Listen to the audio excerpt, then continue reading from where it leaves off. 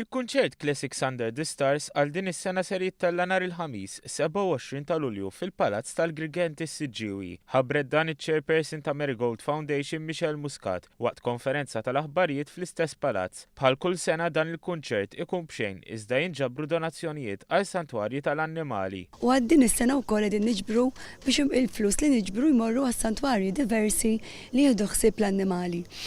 Nagħmel appell minn hawn, forsi naf kemm aħna l-Maltin ġenerużi, jiena bħalissa da naħdem ukoll swimming challenge tiegħi li ħadkun biss ġimgħa qabel, il-weekend ta' qabel, imma wkoll meta jasal dal-kunċert li ovvjament jiswa daqsxejn flus ukoll imma lil poplu jingħatalu b'xejn ta' min idaħal idu fil-but u jagħti xi ħaġa għal dawk li m'għandhomx vuċi.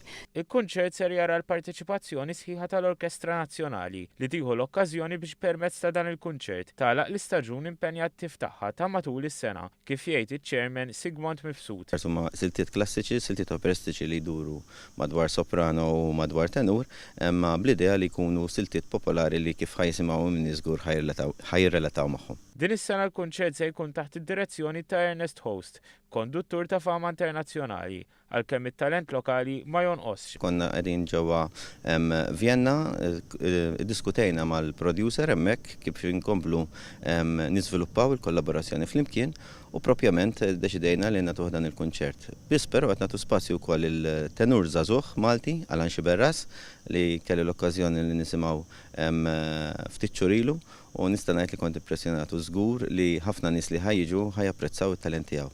Il-biljetti għal dan il-kunċert jinġabru mill-uffiċċju tal-Prim Ministru minn nhar l-Erbgħa 12 ta' Lulju.